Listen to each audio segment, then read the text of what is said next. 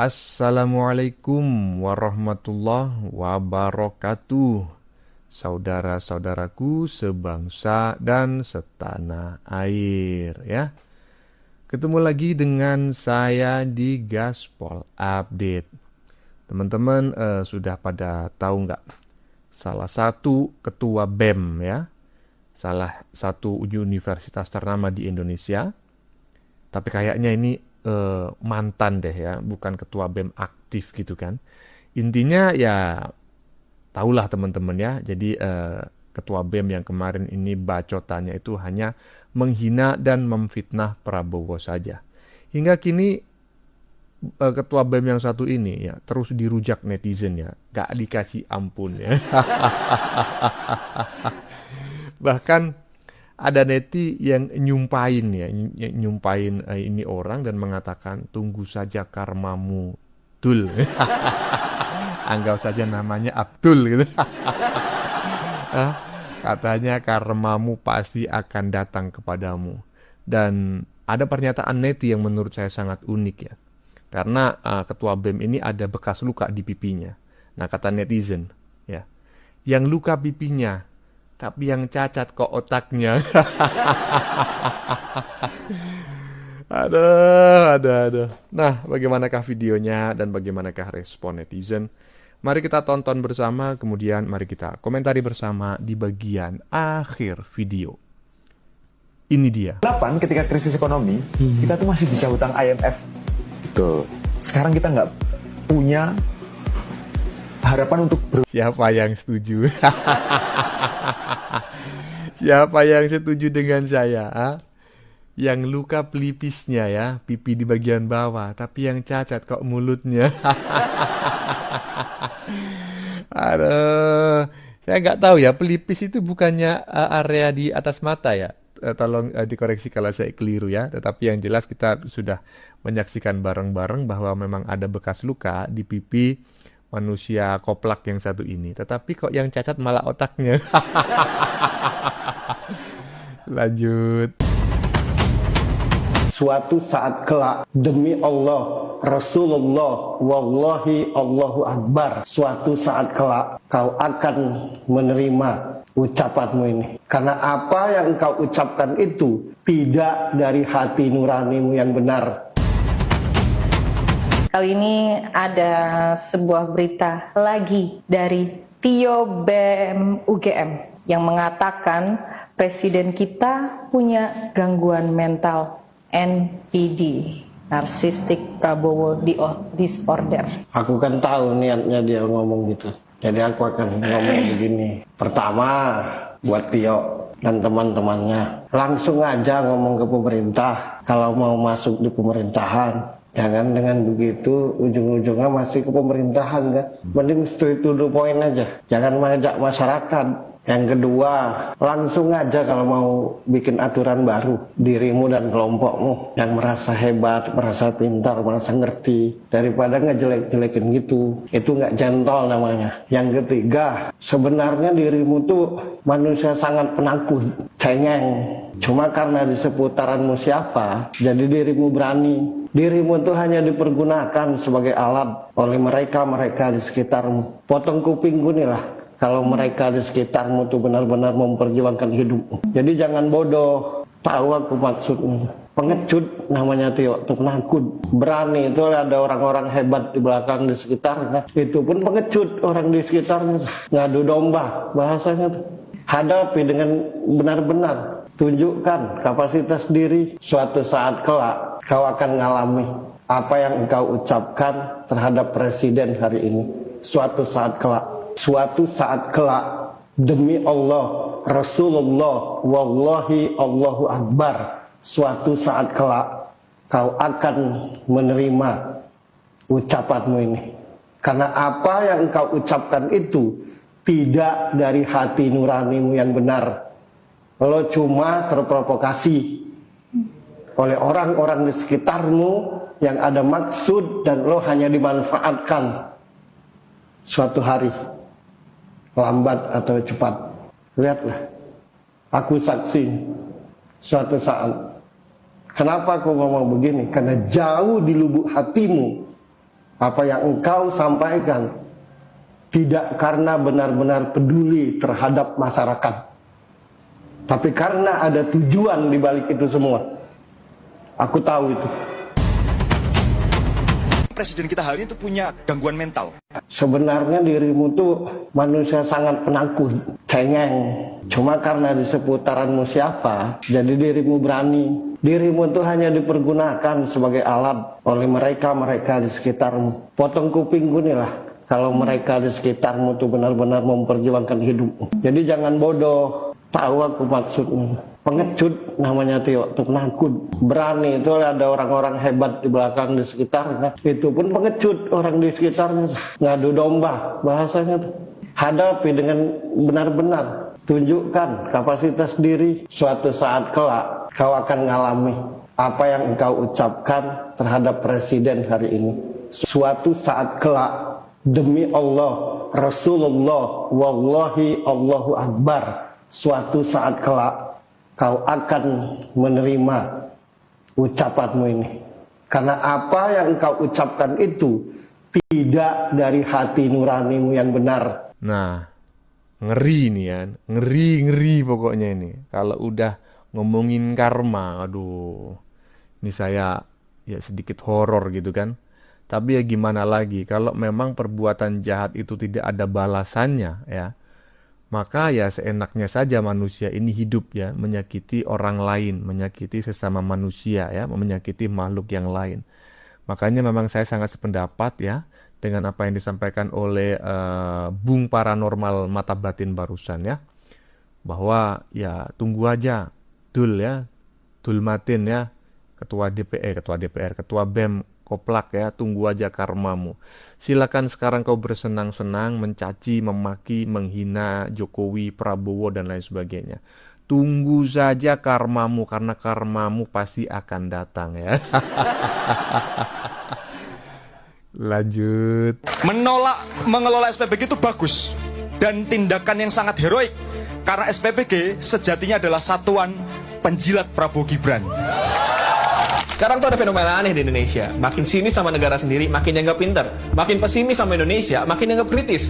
Dan makin sering ngomong Indonesia nggak akan maju, makin dianggap realistis. Padahal gue kayak itu. Karena hari ini banyak orang yang udah sampai di titik apapun yang datang dari Indonesia langsung dicurigain duluan. Kebijakan pemerintah dianggap pasti ada maunya. Program negara dianggap pasti gagal. Prestasi dianggap pencitraan. Bahkan sebelum sesuatu jalan, publik udah buru-buru mutusin, ini paling berantakan ujung-ujungnya. Dan ini bahaya, karena kritik itu sehat. Tapi kalau semuanya otomatis dianggap buruk, itu bukan lagi kritik, itu sinisme. Orang kritis masih mau lihat data, masih mau lihat hasil, masih mau objektif. Kalau ada yang bagus diapresiasi, kalau ada yang salah dikritik. Tapi orang sinis biasanya udah mutusin duluan, Indonesia pasti gagal. Makanya sekarang kita sering lihat fenomena aneh. Kalau negara lain punya masalah, orang bilang ya wajar aja, semua negara juga berproses kok. Tapi kalau Indonesia bikin kesalahan sedikit aja langsung dicap negara gagal. Kalau negara lain bikin kebijakan kontroversial masih dibahas pakai analisis. Tapi kalau Indonesia langsung dihajar pakai emosi. Seolah-olah pesimis sama Indonesia itu tanda kecerdasan. Dia bisa komen tuh pemerintahnya harus begini, ini harus begini. Dan banyak diantara kita yang begitu karena memang kita nggak ada sensorship, tapi bisa viral. Karena misalnya common sense. Jadi kalau dia misalnya kami suruh, ini pemerintah nggak benar, ini begini misalnya. Akhirnya orang yang oh ya benar juga pemerintah nggak benar. Padahal sebenarnya dia nggak. Nah yaitu ya yang kemarin sudah saya komentarin gitu loh dalam beberapa konten sebelumnya. Kita harus mengubah kebudayaan ya atau kebiasaan yang terjadi di negara ini. Walaupun negara kita ini adalah negara demokrasi ya, tetapi kalau kita mengkaprahkan ya, menoleransi, menormalisasi sebuah kesalahan, maka itu akan buruk dampaknya bagi bangsa dan negara di masa yang akan datang. Karena apa? Seperti yang disampaikan oleh netizen barusan, nanti kita itu akan masuk ke dalam sebuah kebudayaan. Kalau ingin sukses, kamu harus mencaci, memaki, menghina, ya kan, memfitnah. Kan nggak lucu itu. Atau gimana kalau kita pulangkan aja ke negara asal leluhur mereka ini ya. Kita dorong Prabowo untuk membuat peraturan pemerintah. Lanjut. Hati-hati guys, mereka itu piaraan antek asing yang bernama George Soros bermarkas di Amerika, ditugaskan untuk merusak Indonesia. Waspadalah. Rocky saya perhatikan selama ini selalu berteriak waktunya untuk melakukan radical break. Apa betul iya? Dan kenapa itu mesti dilakukan? Ya kalau udah ada kondisi distrust, artinya ada seseorang yang harus didiskualifikasi. Coba diterangkan lebih jauh. Terus terang, seseorang itu hari-hari ini sedang sangat gelisah. Jadi hukum itu dibuat, misalnya untuk melegalkan korupsi. Ya. Jadi orang korupsi itu menjadi sah karena aturannya dibuat lebih dulu. Itu yang sekarang dikhawatirkan orang. Pertanyaannya, kita udah keluar nggak dari otoritarianisme Orde Baru? Kalau UII dulu punya sejarah mempelopori gerakan, barangkali gerakan revolusi ke depan itu dimulai hari ini dan dimulai di sini. Berapa yang meninggal karena MBG? Oh, dikali 280 juta, kalau yang meninggal sekian, sekian persen. Distatistikkan hidup orang ini. Ini benar-benar bangsa ini nggak ngerti saya. Sama hal seperti Tio bilang tadi. Oh, orang desa itu nggak ngerti doral, dia nggak benar doral. Loh, Bung Prabowo. Yang membahayakan adalah ketika kita bicara lingkungan. Ketika kemudian militerisme masuk dalam area lingkungan, maka konflik-konflik agraria. Waduh. Iya ya, saya baru ngeliat juga video secara, ya bukan fullnya sih. Nggak fullnya juga, tapi di situ nggak dipotong per frame lah begitu. Saya memang melihat di situ. Yang hadir memang orang-orang yang selama ini suka mencaci, memaki, menghina, memfitnah Jokowi dan pemerintah ya. Dalam hal ini saat ini adalah Prabowo. Dan mereka tergabung juga atau dibackingi oleh media-media yang sudah disebutkan oleh netizen dalam video barusan. Yaitu piaraannya si Soros gitu loh. Diduga seperti itu. Nah, menurut teman-teman gimana nih ya?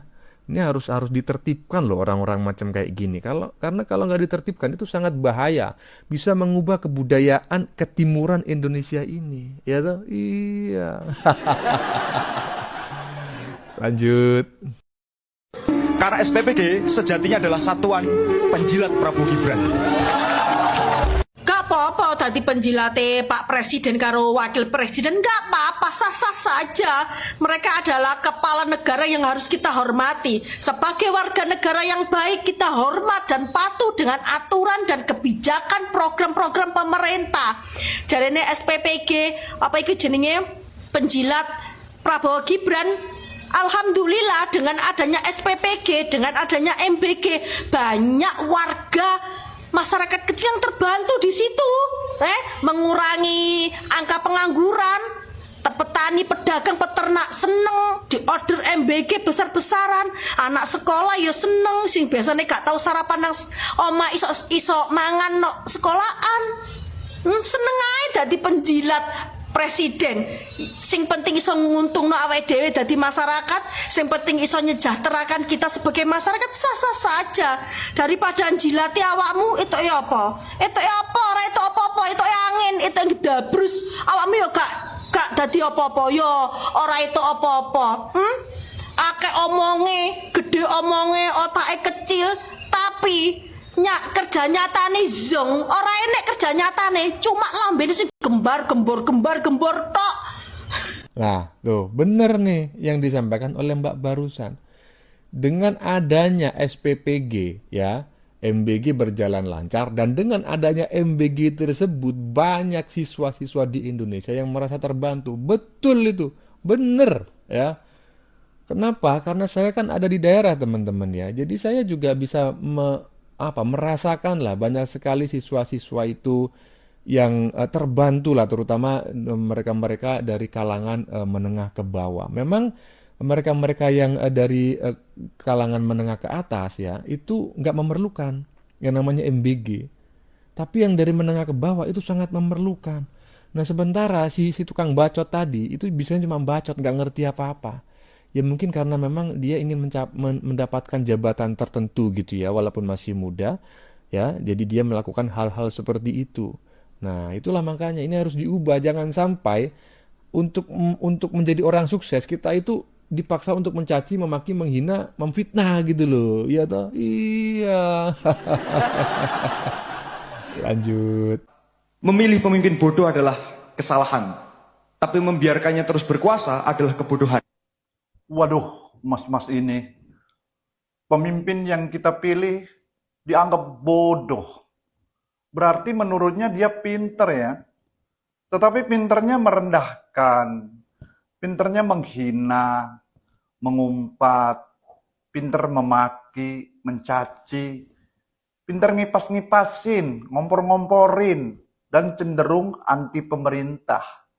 Nah, pertanyaan atau pernyataan yang sangat menohok. Kau katakan bodoh, berarti kau ngerasa pintar.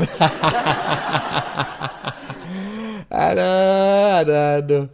Lulus aja belum ya, ngelihat dari wajahnya aja, kau itu nggak layak gitu loh. Nggak masuk kategori orang cerdas. Saya menduga IQ-mu itu di bawah 78. Loh bang, dia cerdas. Tolong dibedakan ya, tingkat intelligence question ya dengan kemampuan berbicara itu nggak koheren ya. Korelasinya itu nggak match. Ada orang yang pandai berbicara, tetapi EQ-nya itu di bawah rata-rata. Dan gak sedikit orang yang EQ-nya di atas rata-rata, justru dia kesulitan dalam berbicara. Nah, si manusia bengak yang satu ini, ya itu cuma pandai berbicara, tapi EQ-nya, tingkat intelijensinya itu di bawah rata-rata, maksimal 78 lah. Bagaimana menurut kalian? Keputusan ada di tangan Anda, silakan tulis pendapat Anda di kolom komentar. Baik Anda yang setuju maupun yang tidak setuju dengan isi konten ini. Sebelumnya saya memohon maaf yang sebesar-besarnya ya, jika dalam penyajian konten ini ada kata-kata yang menyinggung, kurang tepat penggunaannya, atau ada data yang dianggap keliru atau salah, saya memohon maaf yang sebesar-besarnya. Ya, kita jumpa lagi di lain video. Salam NKRI.